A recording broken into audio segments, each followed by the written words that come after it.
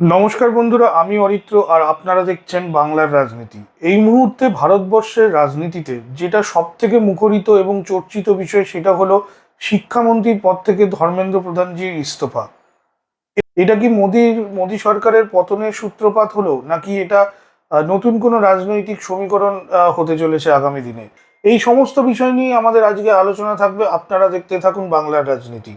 বন্ধুরা, আপনারা যদি নোটিস করেন প্রথম দিন থেকে, আমি জানি না এখন যেহেতু অনেকটা দিন হয়েছে এবং আন্দোলন মোটামুটি থেমে গেছে, প্লাস তার সঙ্গে ধর্মেন্দ্র প্রধানজি তিনিও ইস্তফা দিয়ে দিয়েছেন, কিন্তু এই সময় যদি আমরা প্রথম দিন থেকে যা যা ঘটেছিল সেগুলোকে পর্যালোচনা করি, আপনাদের কি মনে হয় এটা কি পুরোটাই স্ক্রিপ্টেড ছিল, নাকি এর পেছনে আছে অন্য কোনো রাজনৈতিক সমীকরণ? কারণ আপনারা দেখুন, যখন প্রথমে আমাদের সুপ্রিম কোর্টের একজন বিচারপতি একটা জাস্ট মামলার পরিপ্রেক্ষিতে কোনো একটা কমেন্ট করেছিলেন এবং যার মধ্যে একটা টার্ম তিনি ইউজ করেছিলেন ককরোচ, এবং আমাদের দেশের যুবকদের তিনি ককরোচের সাথে বা আরশোলার সাথে তুলনা করেছিলেন, সেই একটা টার্ম থেকে মানে রাতারাতি একটা আন্দোলন তৈরি হয়ে গেল এবং একটা পার্টি তৈরি হয়ে গেল। এটা কি খুব একটা কাকতালীয়, নাকি এর পেছনেও কোনো স্ক্রিপ্ট ছিল বা কোনো রাজনীতি ছিল যে এই রকম একটা মন্তব্য করা হবে এবং সেই মন্তব্য থেকেই আমরা একটা আন্দোলনের সূত্রপাত করব? আপনাদের কি মনে হয় আজকের দিনে দাঁড়িয়ে? এবং আপনারা যদি পরপর দেখেন যে অভিজিৎ দীপকে, যিনি এই সিজিআই পার্টির প্রতিষ্ঠাতা, তিনি আমেরিকা থেকে ভারতবর্ষে চলে এলেন, ইন্ডিয়ায় চলে এলেন আন্দোলনে যোগ দিতে, এবং যন্তর মন্তরে তারা আন্দোলন শুরু করলেন। এর মধ্যে সোনাম ওয়াংচুক যুক্ত হলেন এবং তিনি দীর্ঘ 20-22 দিন অনশনে অনশনে বসলেন। আচ্ছা, এর মাঝখানে কি হলো? এর মাঝখানে আমরা দেখলাম বাম এবং অতি বাম কিছু সাপোর্ট, কিছু লোকেদের সাপোর্ট এই সিজিআই পার্টি পেল, এবং এই আন্দোলন ধীরে ধীরে একটা বিশৃঙ্খলার জায়গা নিয়ে বিশৃঙ্খলা তৈরি করলো দিল্লির বুকে। এবং শুধু দিল্লি নয়, বিভিন্ন রাজ্যে বিভিন্ন জায়গাতেই এই আন্দোলন আস্তে আস্তে ছড়িয়ে পড়লো, এবং সব জায়গাতেই কিরকম যেন একটা বিচ্ছিন্নতা বা একটা ভায়োলেন্স তৈরি হতে থাকলো এই এই আন্দোলনকে ঘিরে। তারপর আমরা দেখলাম সোনাম ওয়াংচুক, যাকে ওই অনশন মঞ্চ থেকে প্রায় জোর করে তুলে নিয়ে গিয়ে হসপিটালে ভর্তি করানো হলো এবং খাওয়ানোর চেষ্টা করা হলো। তো তারপরেও তিনি বিভিন্ন রকম মেসেজ দিয়েছেন। এবার সিজিআই এর যে আন্দোলন ছিল, যেখানে প্রথম থেকেই বাম এবং অতিবামদের আমরা দেখতে থাকি একটা সংখ্যা সেখানে ইনভলভ ছিল, সেখানে কিন্তু এই যে নিট পেপার লিক বা এই জিনিসগুলো আস্তে আস্তে অন্যদিকে ঘুরতে থাকলো। কখনো রাম, কখনো আল্লাহ, কখনো ইসলাম, কখনো 370, এই সমস্ত, কখনো উমার খালিদ, এই সমস্ত ব্যাপারগুলো সেখানে কিন্তু যুক্ত হতে থাকলো। এবং দেশের একটা মানুষ প্রথমে যারা এই সিজিআই কে সমর্থন করেছিলেন যে এই ইস্যুটা রিজলভ করা উচিত, পেপার লিকের ব্যাপারটা এবং ছাত্রছাত্রীদের ভবিষ্যৎ নিয়ে খেলা উচিত নয়, তারাও কিন্তু আস্তে আস্তে আন্দোলন থেকে মুখ ফেরাতে শুরু করেছিলেন যখন এই সমস্ত অন্যান্য টপিকগুলো তার মধ্যে চলে এসেছিল। তারপরে আমরা কি দেখলাম? মোদিজি দেশবাসীর উদ্দেশ্যে, যুবক যুবক সমাজের উদ্দেশ্যে কিছু পোস্ট তিনি করলেন, ভিডিও পোস্ট ওনার পেলাম। সেখানে সেখানে তো আমাদের বক্তব্যটা হচ্ছে, যদি ধর্মেন্দ্র প্রধানজিকে ইস্তফা দিতেই হতো, তাহলে এতদিনের এই নাটকটার কি প্রয়োজন ছিল? কেন অযথা এই ভায়োলেন্সকে গুরুত্ব দিল এবং এটাকে বাড়তে দেওয়া হলো মোদী সরকারের পক্ষ থেকে? কেন প্রথম দিনই এটাকে আটকানো গেল না?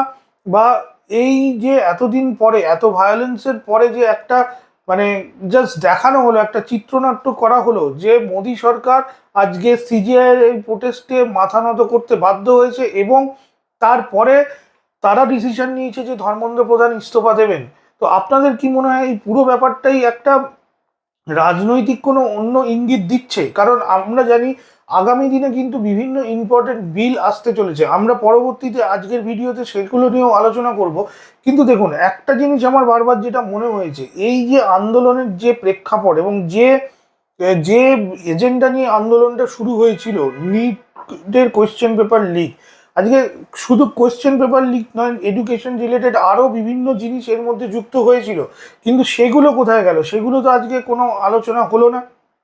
যেরকম আমি বলবো, আজকে এই যে শিক্ষা ব্যবস্থার প্রাইভেটাইজেশন হচ্ছে, বিভিন্ন স্কুল কলেজ প্রাইভেট, এবং তার সঙ্গে সঙ্গে কিছু স্পেসিফিক ইনস্টিটিউশন গড়ে উঠছে যারা পুরো শিক্ষা ব্যবস্থাটাকে আলটিমেটলি কন্ট্রোল করছে। আজকে আপনি যেই দেবেন, আজকে আপনি নিট দেবেন, আপনাকে যে স্কুলেই পড়ুন, আপনি সরকারি বলুন বেসরকারি বলুন, তার সাথে কিছু ইনস্টিটিউশন এরকম আছে যাদের আপনাকে টিউশন নিতে হবে, এবং সেই সমস্ত জায়গা থেকে একটা মানে প্রত্যেকবারই দেখা যাচ্ছে একটা লার্জ স্কেলে নাম্বার পাচ্ছে। তো এই জিনিসগুলো শিক্ষা ব্যবস্থার প্রাইভেটাইজেশন এবং প্রত্যেক বছরের পর বছর একটা হিউজ কস্ট বেড়ে চলা এই শিক্ষা ব্যবস্থায়, তার উপর এনইপি যেটা ন্যাশনাল এডুকেশন পলিসি 2020, সেটা নিয়েও বিভিন্ন জায়গায় বিভিন্ন প্রশ্ন উঠেছিল, সেগুলো কোথায় গেল? তো এই সময় যে বার্নিং অন্য ইস্যুগুলো ছিল, যেরকম E20 হতে পারে, যেরকম রাম মন্দিরের এই চুরির ঘটনা হতে পারে, সেইগুলো কি কোনোভাবে ধামাচাপা দেওয়ার জন্য এই আন্দোলনটাকে বাড়তে দেওয়া হলো? আপনারা লিখে জানান আমাদের কমেন্টে। আমরা আরো বিস্তারিত যাব এই ব্যাপারে, শুনতে থাকুন এবং পুরো ভিডিওটা আজকে দেখতে থাকুন। এছাড়া আজকে আজকে এসে আমরা কি দেখতে পেলাম এই আন্দোলন থেকে টেকে অ্যাওয়ে, সেটা হচ্ছে একটা ফরেন কন্ট্রিবিউশন। সবসময় আমাদের একটা প্রশ্ন মোদি গভর্নমেন্ট তুলে থাকেন, এই যে ডিপ স্টেটের ফান্ডিং বা এই সমস্ত এই জায়গাগুলো আমরা দেখলাম। আজকে দেখলাম আমরা বিভিন্ন দেশ থেকে, বিশেষ করে মিডিল ইস্টের বলুন বা আমেরিকা ইউকে থেকে বলুন, সেখান থেকে বিভিন্ন এই যে জোম্যাটো সুইগি এই সমস্ত ডেলিভারি কোম্পানিগুলোতে বিভিন্ন খাবারের অর্ডার হচ্ছে, বাল্কে বাল্কে খাবার আসছে সেখানে। তো এই যে একটা বিদেশি ফান্ডিং এর ব্যাপার উঠে এলো, তো এইটা কি আরো এফসিআর এ মানে যেটা foreign contribution regulation act, amendment act, সেইটাকে আরো স্ট্রঙ্গার করার জন্য এই জিনিসগুলোকে বাড়তে দেওয়া হলো? নাকি এই যে লেফট বা বামপন্থীদের একটা সবসময় দেশদ্রোহিতা বা দেশ বিরোধী একটা এজেন্ডা থাকে, সেইটাকে সামনে নিয়ে আসা হলো? কিন্তু এগুলো তো মানুষের কাছে আজকে ক্লিয়ার হয়ে গেছে। এই নতুন করে আবার সেইগুলোকে জাগিয়ে তোলার কি দরকার ছিল? কেন প্রথম দিনই এটা আলোচনার মাধ্যমে সলভ করা হলো না? আপনারা একটু লিখে জানাবেন তো আপনারা কি মনে করছেন। এবার আমরা আসছি যে অন্যান্য বার্নিং ইস্যু যেগুলো দেশে চলছে এই মুহূর্তে, যেগুলো মোদী সরকারকে অস্বস্তিতে ফেলতে পারে, সেগুলো হচ্ছে প্রথমেই রাম মন্দির। রাম মন্দিরের দানপাত্র থেকে যে চুরির ঘটনা সামনে এসছে, সেখানেও কিন্তু যারা অ্যাকিউজ তাদের কিন্তু অনেকেরই বিজেপির যোগ আছে বলে আমরা জানতে পারছি, বা তাদের সাথে আরএসএস, বিশ্ব হিন্দু পরিষদ এই সমস্ত সংগঠনগুলোর যোগাযোগের খবরও আমরা পাচ্ছি। এছাড়া E20 যেটা একটা আরেকটা বার্নিং ইস্যু, এবং যার সাথে বরাবরই আমরা নীতিন গডকরির ছেলে, তার একটা যোগাযোগ পাই কি নীতিন গডকরির ছেলের ইথানলের এই কোম্পানি আছে, এবং সেখানে লাভের জন্যই আজকে এই রকম একটা স্ট্র্যাটেজি গভর্নমেন্ট নিয়েছে।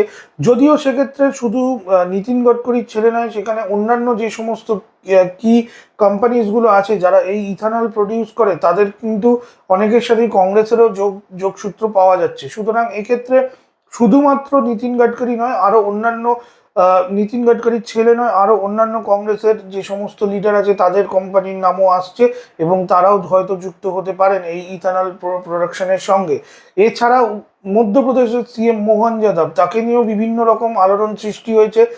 আমরা শুনেছি, যে আমরা বিভিন্ন সূত্রে খবর পাচ্ছি, তার পরিবার এবং মোহন যাদব নিজে বিভিন্ন বেনামি প্লট এবং এই সমস্ত দুর্নীতির সঙ্গে যুক্ত, এবং তাকেও সরিয়ে দেওয়ার একটা কিন্তু সম্ভাবনা আগামী দিনে থাকতে পারে।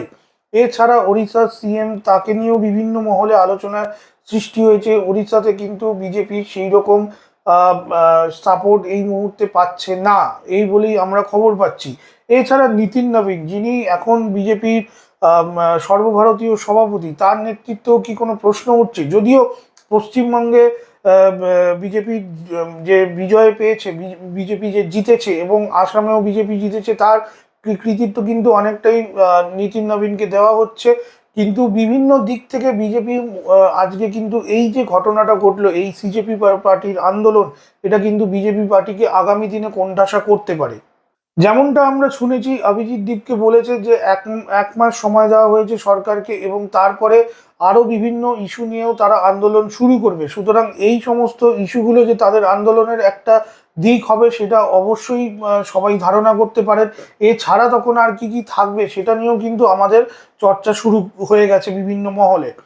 এবার আরেকটা দিকে যেটা আমরা ঢুকবো, যে প্রথম থেকেই আমরা শুনছিলাম যে এই যে বলছিলাম যে ফরেন কন্ট্রিবিউশন আসে, এবং এই বাদল অধিবেশন বলুন বা আগামী দিনে বিজেপি যে বিলগুলো নিয়ে আলোচনা করতে চলেছে, তার মধ্যে অন্যতম উল্লেখযোগ্য হলো এফসিআর, যেটা foreign contribution regulation amendment act. এছাড়া যে অন্যান্য যে ইম্পর্টেন্ট বিলগুলো আসতে চলেছে, সেটা হলো ইউসিসি, তাছাড়া হলো ওয়ান নেশন ওয়ান ইলেকশন, এছাড়া হিন্দু রাষ্ট্র গঠনেরও একটা চেষ্টা হলেও হতে পারে, এবং ডিলিমিটেশন। তো এই সমস্ত বিলগুলো আছে, কিন্তু আপনারা যদি এই প্রোটেস্টটা দেখেন ককরোচ জনতা পার্টি, সেখানেও কিন্তু মূলত যেটা উঠে এলো যে এই যে বিশৃঙ্খলাগুলো সৃষ্টি হলো এবং তার অধিকাংশ অংশটাই যে বিদেশি ফান্ডিংয়ে হয়েছে তার একটা প্রমাণ হয়তো ভারত সরকার পেয়েছেন, এবং সেটা নিয়ে এই এফসিআর বিলটাকে আরো জোরদার করা হবে, এবং যত যত তাড়াতাড়ি সম্ভব এই বিলকে প্রস্তাব করা হবে পার্লামেন্টে।